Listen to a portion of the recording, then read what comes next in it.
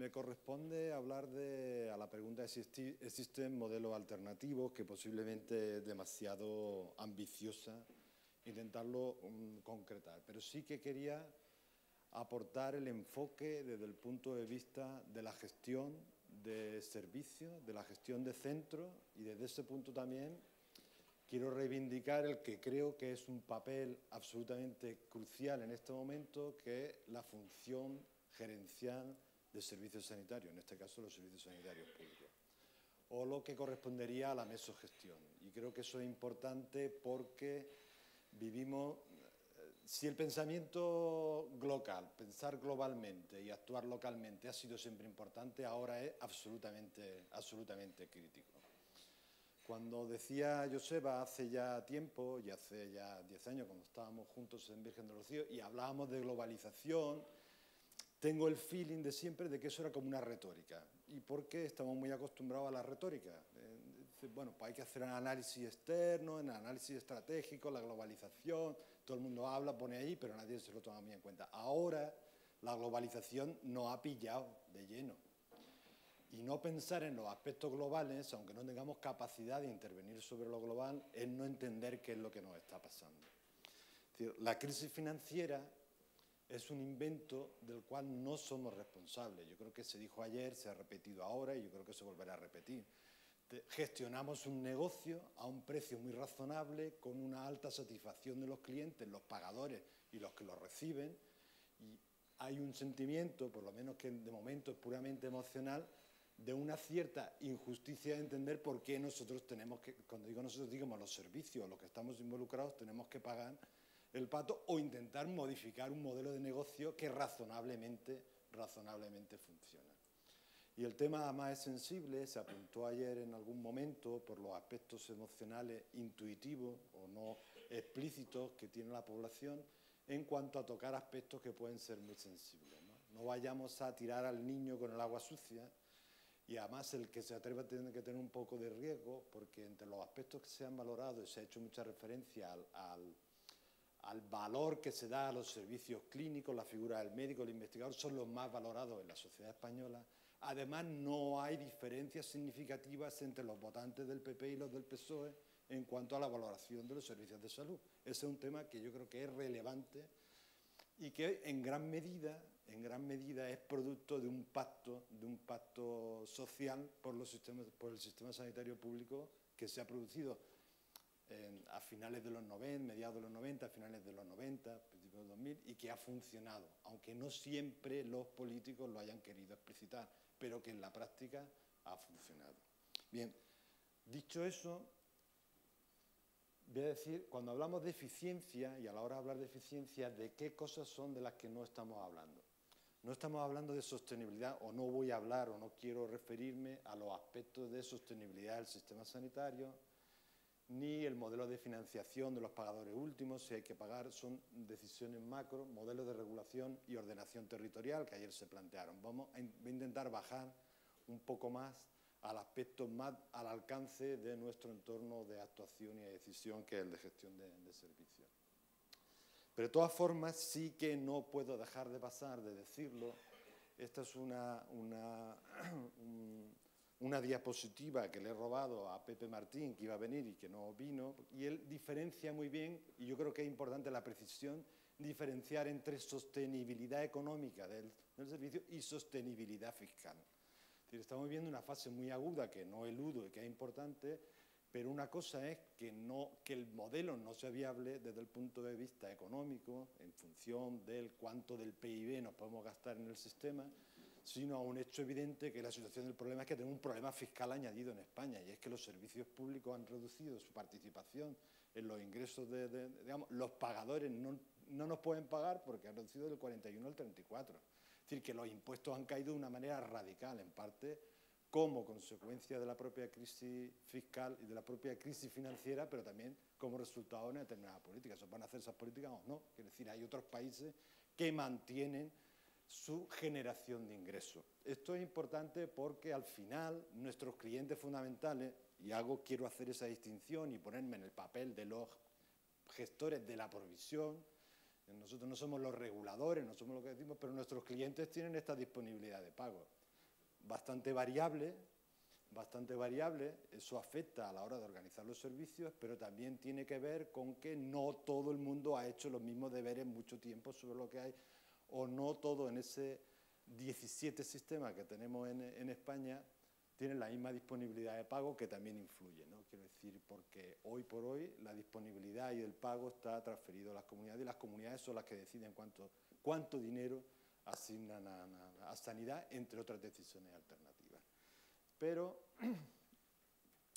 cuando hablamos de eficiencia, ¿de qué estamos hablando? Yo dejaría fuera el tema de que desde el punto de vista macro la eficiencia del sistema sanitario o del Sistema Nacional de Salud, del sistema que tenemos, está claramente demostrado. Esta es la curva, que además es una curva clave del gasto por per cápita y producción, si tenemos un producto macro que podemos venir de resultados como la esperanza de vida. La posición de España está en el punto de máxima eficiencia como sistema. O sea, quiere decir que cuestionar esta evidencia requiere, desde mi punto de vista, mucha argumentación y mucha documentación para poderlo poner en cuestión. Otra cosa es que hablemos de eficiencia en otros niveles. Y cuando hablamos de eficiencia, al final estamos hablando de un resultado con unos recursos que se meten. Hay que hablar, por tanto, y yo creo que esto es oportuno, al hablar de alternativas de modelos, si estamos hablando de outcome o output, si estamos hablando de resultado final, impacto en salud, o estamos hablando de productividad inmediata. El tema es muy claro, lo sabemos en el hospital, ¿no? Podemos conseguir una alta productividad del departamento de imagen en cuanto a coste por imagen o a coste por estudio, pero eso no nos garantiza que el servicio de neurología haga una gestión eficiente en el uso de la resonancia magnética, por muy barata que nos salga, Así que cuando hablamos de eficiencia global, y alguien tiene que tener una perspectiva más global del conjunto de su población a la hora de hablar de eficiencia, porque si no nos encontramos en situaciones muy paradójicas, sobre todo si son muy descentralizadas, ¿no?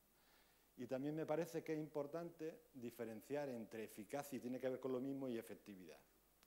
Cuando hablamos de la necesidad de la evidencia, la mayoría de los enfoques se están planteando sobre resultados de eficacia, pero en la práctica cotidiana la efectividad no se valora. Esto es muy importante porque en el ámbito de I+D, donde ahora me dedico, digamos que el gold estándar de los ensayos clínicos, de los estudios, digamos, de la investigación clínica, es el ensayo clínico controlado y además el ensayo clínico fase 1 y fase 2, que en algunos casos obtiene unos resultados de eficacia que no están validados en el entorno real, porque nuestros médicos y nuestras organizaciones no toman las decisiones ni las utilizan en el entorno en el que se está tomando el ensayo clínico. La llama ya se ha pronunciado además sobre este tema de una manera muy contundente, sobre cómo deberíamos de observarlo. Desde el punto de vista de las evidencias de gestión, creo que el interés de los estudios observacionales son mucho más importantes que el de los ensayos clínicos, o por lo menos habría que tenerlo en cuenta, porque tiene que ver con la efectividad, qué es lo que en la práctica se está utilizando, cómo en la práctica se está utilizando. New England la semana pasada publicó un trabajo muy interesante sobre la valoración comparativa entre la cirugía, tema antiguo ya, entre cirugía cardíaca y la plastia dinamista sobre la efectividad en determinado tipo de datos, con una base de datos de resultados observacionales muy importante y que pone muy en cuestión algunos de los resultados de ensayos clínicos o de resultados bajo control de determinadas condiciones, pero nosotros no trabajamos en condiciones experimentales o cuasi experimentales, lo cual no quiere decir que yo ponga en cuestión la investigación y la base de los experimentos de los ensayos clínicos. Pero esos elementos que son propios de la cultura de la evidencia de los gestores que tienen que tomar las decisiones, gestores clínicos o gestores de servicios, es muy importante. Vale, salto esto para decir, pero si me llama la atención, fijaros dónde está Netherlands ahora en este momento. Estos son datos de 2009 del PIB, que por cierto ayer se dijo que estamos en el 9,5 de prestaciones sanitarias. No, estamos en el 9,5 del PIB. En España hay un 30% de gasto privado en sanidad, o sea que no estamos hablando de un sistema socializado en el nivel, como puede plantear de alguna manera, desde posiciones muy radicales, ¿no? Que estamos en un sistema casi prácticamente, digamos, de país del este. No, mire usted, hay un 30% del gasto total que se dedica a los servicios sanitarios que procede del gasto privado, tanto gasto de bolsillo de los pacientes como de forma alternativa, y tenemos un modelo de sistema que permite que conviva el sistema nacional, en el Sistema Nacional de Salud el modelo estatutario, para entendernos, con un modelo como el de Muface, que ayer hizo referencia a nuestro oponente. Muchos de los que están tomando decisiones con influencia ahora y antes en Madrid son funcionarios públicos del sistema de Muface. Yo como pertenezco y he pertenecido a Muface, quiero decir, durante mucho tiempo, tanto como médico como usuario, me parece que es importante porque las percepciones que toman nuestros políticos muchas veces parten de su experiencia personal y particular, no sobre evidencias, lo cual me permite volver a reivindicar la necesidad de evidencia y política basada en la evidencia y de gestores. Muy rápido. Cuando hablamos, por tanto, de eficiencia, diferenciar lo macro, lo meso, lo micro, el corto, el medio y el largo plazo. El macro lo descarto de estratégico político, se escapa de nuestras posibilidades, hay que tenerlo en cuenta, pero no lo tenemos.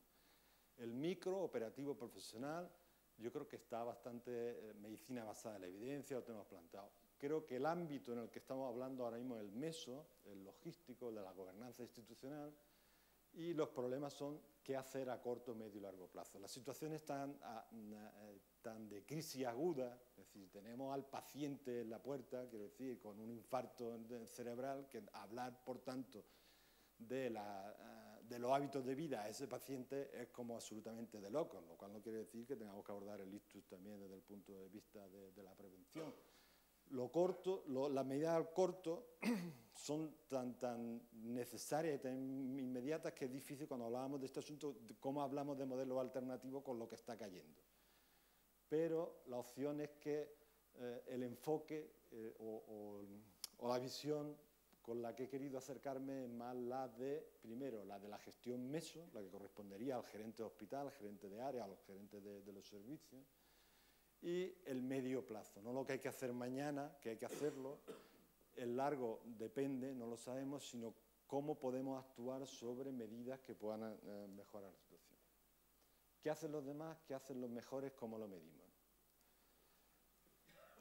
Del análisis que hemos hecho, he centrado 3 flashes sobre 3 ejemplos. Es muy complicado hacer un resumen de lo que está pasando por ahí y además la decisión siempre pues depende del que elige, también tiene un determinado sesgo.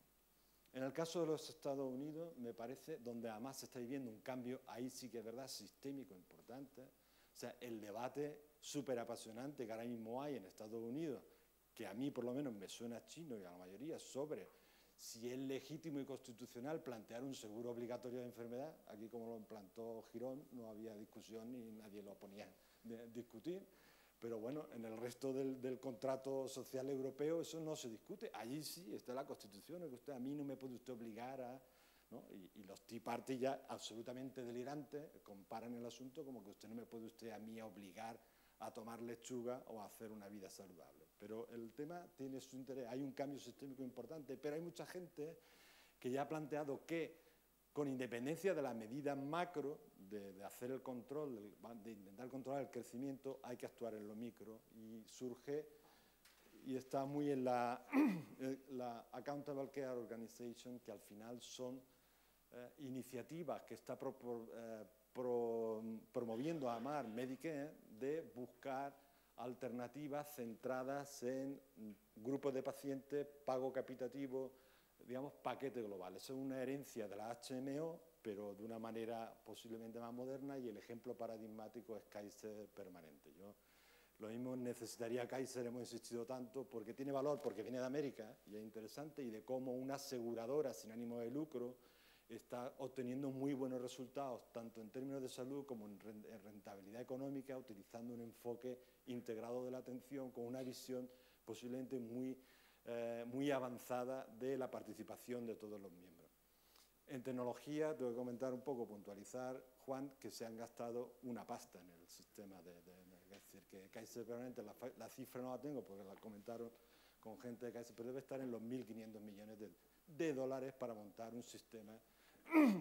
Pero lo interesante no es que se hayan gastado eso, sino que previamente tenían un modelo conceptual de cómo funciona el negocio de la salud, y tercero, tenían un modelo de negocio y de gestión de cómo podía funcionar. O sea, que son 3 elementos los que funcionan. Hace falta tecnología y dinero para comprarla, hace falta tener una visión de en qué consiste el negocio de atención a la salud y hay que tener una visión de cómo tú puedes organizar con un sistema muy complejo porque ellos contratan, tiene una parte que son asalariados, pero otros son contratos y por tanto, digámoslo, la tecnología de gestión de Kaiser Permanente es la hostia. Quiere decir que si nosotros nos gastamos un 1% en gastos de gestión, según el informe que ha hecho el gobierno holandés analizando su modelo de gestión, gastamos un 1%, no llega, además está permanente y estable, ellos se pueden gastar un 5%, un 6%, es decir, que la tecnología cuesta, quiero decir que lo que es muy complicado es montar un sistema integrado de historia clínica, y tenemos esas dificultades en Andalucía, sin poner dinero. Y lo podríamos financiar pues con un ahorro, no voy a poner las cifras, pero vamos, para reírse con el gasto con la factura de farmacia. ¿Por qué no lo gastamos en farmacia y no lo gastamos en TIC? Pues eso es una pregunta que habrá que hacerle a alguien alguna vez, a quien toma ese tipo de decisiones, o por lo menos para que caiga si se las está tomando o no. El sistema británico. Ahora mismo estamos en una revitalización del enfoque del fan holder y de la reforma de Thatcher de los años 80, que yo en aquel momento estaba en primaria, me deslumbró absolutamente porque el modelo de mercado, o por lo menos la idealización del mercado, es muy potente. Es muy potente tanto como que hay unos locos que se lo han creído, han dicho que los mercados financieros se autorregulan, y si es verdad, se autorregulan, pero coño, como se autorregula la gripe y una epidemia de gripe, al final acaba autorregulándose porque llega un momento en que se agota, se reequilibra y desaparece, pero con un coste de unos cuantos millones de personas por medio.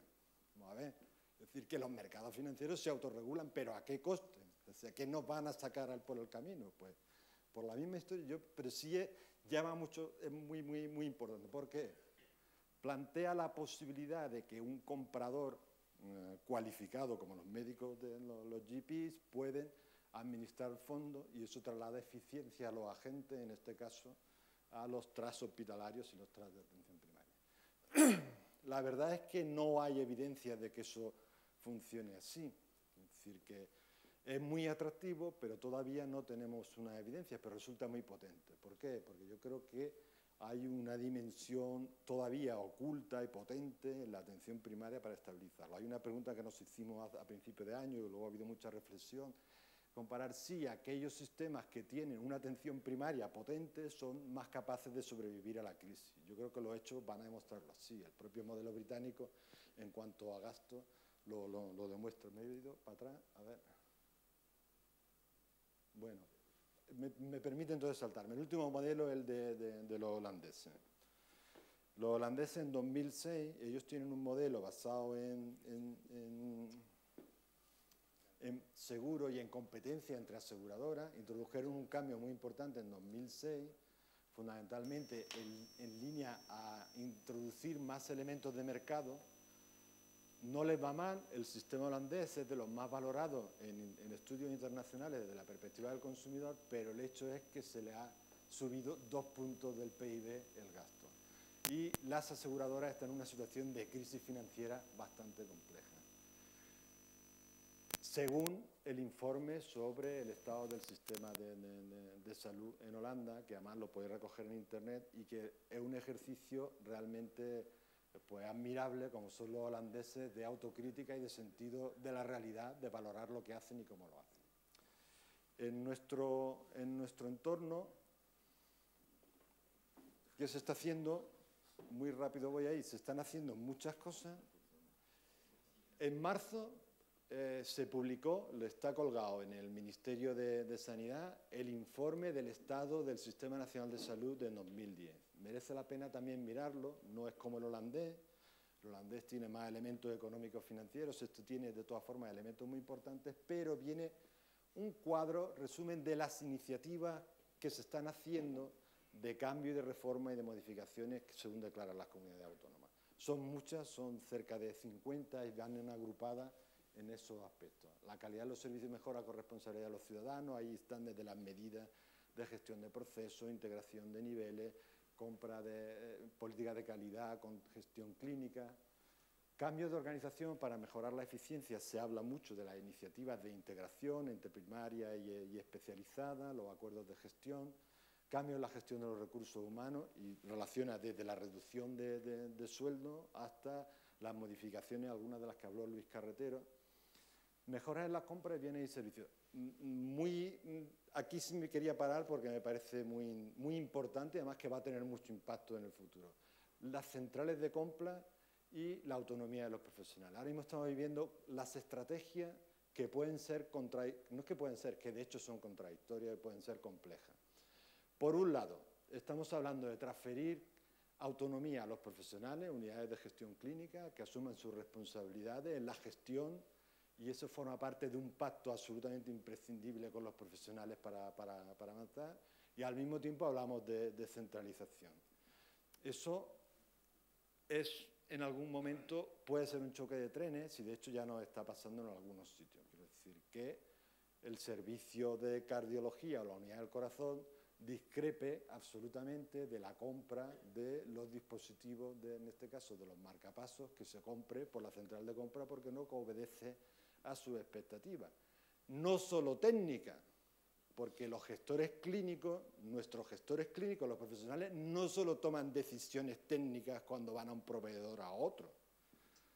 Es decir, que el modelo de negocio no forma parte, no es exclusivamente el hospital, es la red, el conjunto de los proveedores. Yo por lo menos lo visualizo así, quiero decir, nuestro negocio no son nuestros hospitales y nuestros profesionales, son nuestros proveedores, son nuestros clientes, son ese conjunto, y las decisiones, las estrategias de gestión clínica que una unidad clínica puede estar tomando pueden ser coherentes en su lógica y pueden ser contradictorias con la lógica del hospital o pueden ser contradictorias con la lógica del sistema en su conjunto.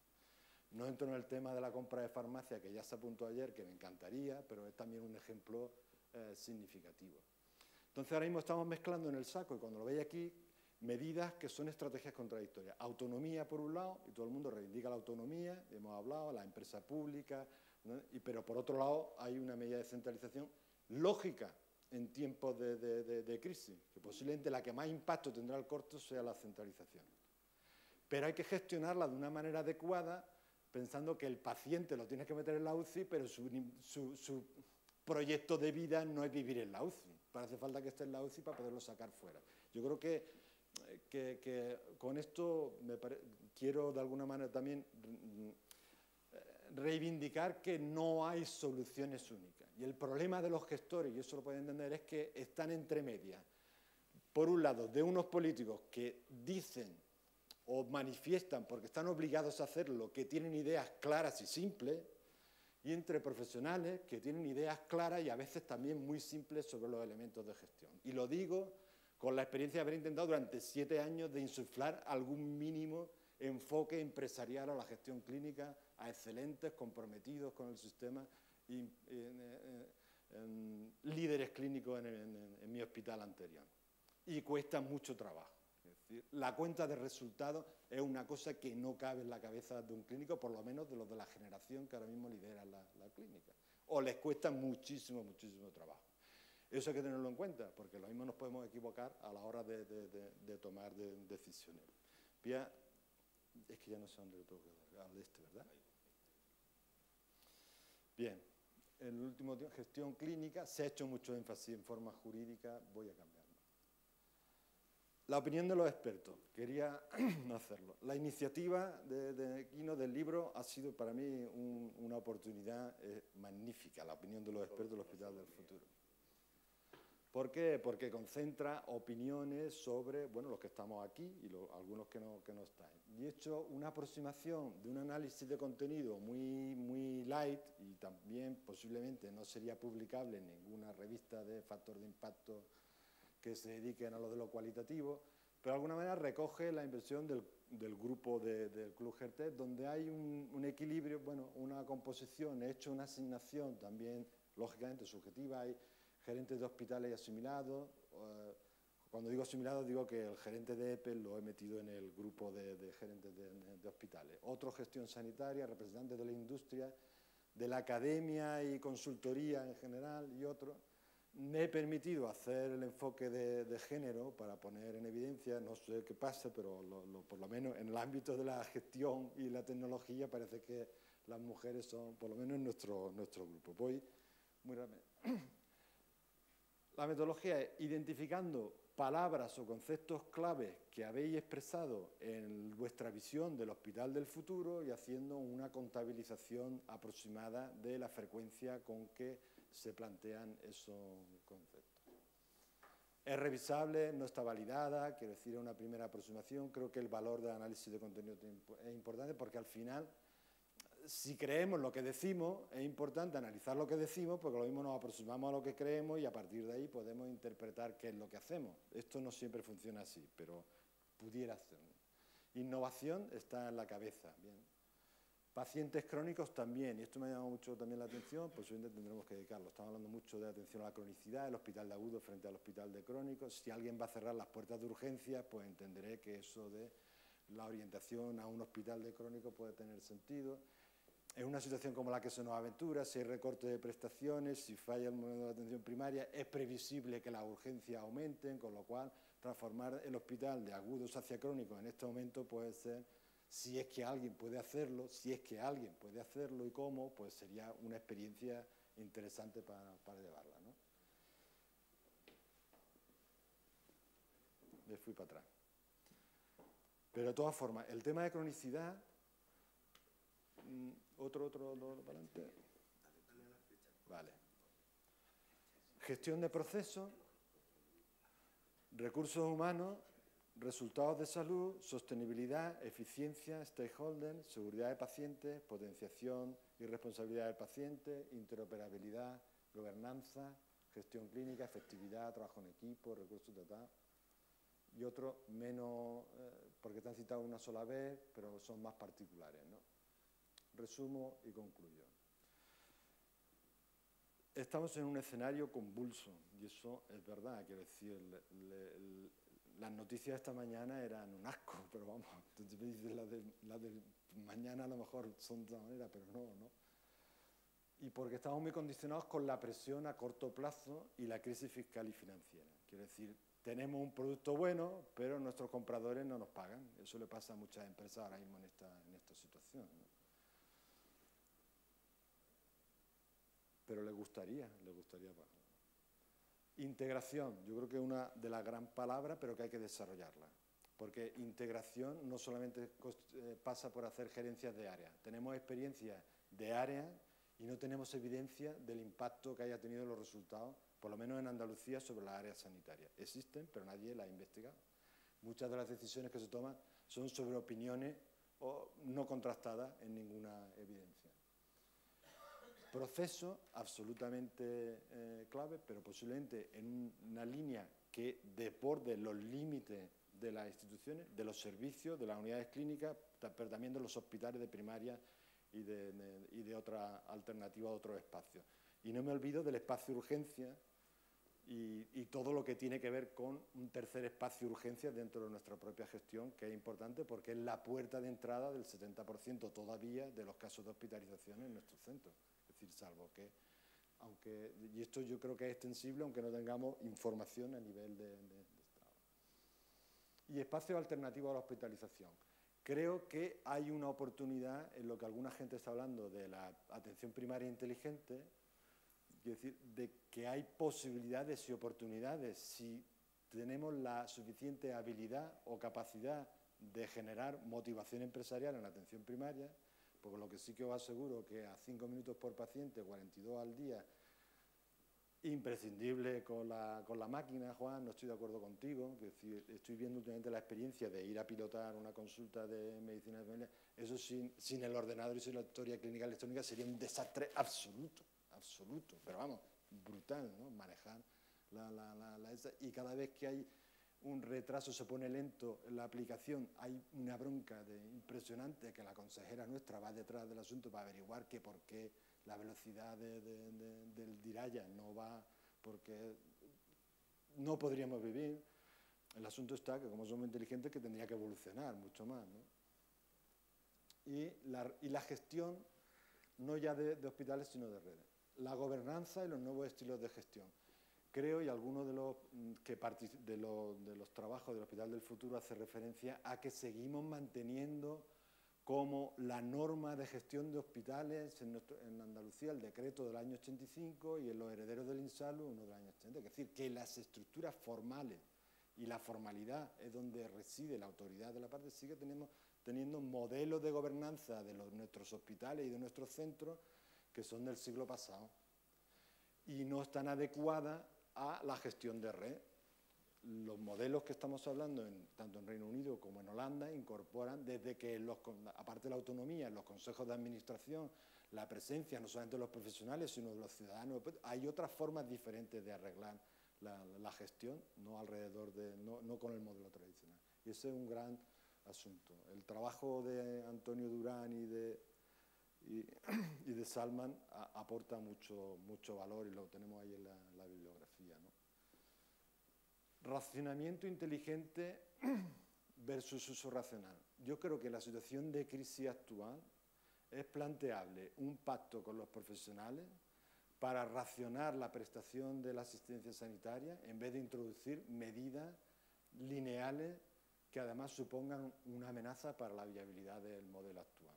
Es decir, creo que hay una oportunidad en plantear, y yo creo que los ciudadanos estarían más dispuestos a aceptar que los profesionales sean los que digan dónde hay que acortar y qué tipo de servicios hay que dar, que introducir ajustes. Es verdad que eso no se hace de manera inmediata y además nos plantea el problema de que las medidas macro están generando mucha tensión en los profesionales y el diálogo con los profesionales de momento se mantiene con diferencia entre un lado y el otro, pero la atmósfera se puede enrarecer muy rápidamente cuando la situación financiera se empeore, ¿no? El benchmarking y economía del conocimiento de escala. Yo creo que sí, además en España tenemos condiciones, y este espacio debería ser uno de ellos, para poder hacer benchmarking, por lo menos en los aspectos cualitativos. Tenemos un déficit de referencias a nivel de Estado para poder comparar cuáles son las prácticas excelentes y los mejores resultados desde la perspectiva de gestión. Yo creo que eso es absolutamente imprescindible y sin ello vamos como ciegos dando golpes. Hay cosas que se están haciendo, pero no sabemos si pueden hacer. Y ahí, hombre, el hecho de que algunos, los economistas de la salud, lo han planteado en sus 10 puntos para mejorar la situación, ¿por qué no un NICE español en vez de la red de agencias de evaluación de tecnología sanitaria y de unidades de calidad, hacer un centro con toda la calidad y la legitimidad que tiene el NICE británico? Es complicado, pero yo creo que merecería la pena. Política de gestión basada en pruebas, gestión en y de redes, y también este es un elemento de retórica, hablamos mucho de eso, pero no sé hasta qué punto podemos hablar. Innovación, la innovación debe ser el driver de la I+D+I, es decir, la que debe de orientar la investigación financiada por el Sistema Nacional de Salud debe de ser la innovación de servicios, no la carrera académica de los profesionales que participan, que también, pero es un medio, no es el fin, y la orientación sobre resultados. En resumen y en síntesis, revisando lo que se dice que se hace en España, lo que se está haciendo fuera, lo que tenemos aquí y lo que nosotros mismos hemos dicho que habría que hacer para alcanzar el Hospital del Futuro, mi conclusión es que la mayoría de los elementos o de los instrumentos están puestos encima de la mesa. El problema es, de verdad, creérselo y hacerlo. Y cuando hablo ahí de procesos, de los TIC, o sea que la frontera está en qué es lo que nos... yo no soy derrotista, creo que nuestro sistema ha evolucionado mucho, ha mejorado mucho y además está dando muchas lecciones a mucha gente en muchas partes del mundo. O sea que en absoluto soy derrotista. Al contrario, pienso que con lo que nos ha costado llegar hasta aquí, a mí personalmente me envenena y me encabrona que me quieran achacar los problemas y los males de los raíces. Lo que quiero precisamente es exportarlo y mejorarlo. Y creo que todavía tenemos un margen de introducir cambios que incluso mejoren la propia situación. Y en eso hoy creo también que los gerentes, el nivel meso, tiene que ser beligerante, porque es el único que es capaz de vertebrar y articular la relación de los profesionales con los usuarios, con los políticos. Eso es una putada, Eso es una putada, porque tratar con los políticos y con los profesionales e intentarlo conciliar, pero bueno, ese es el nicho y la oportunidad de negocio que tenemos los que nos dedicamos a esto. Quiero decir, ahí es donde hay que estar, ¿no? Y nada más.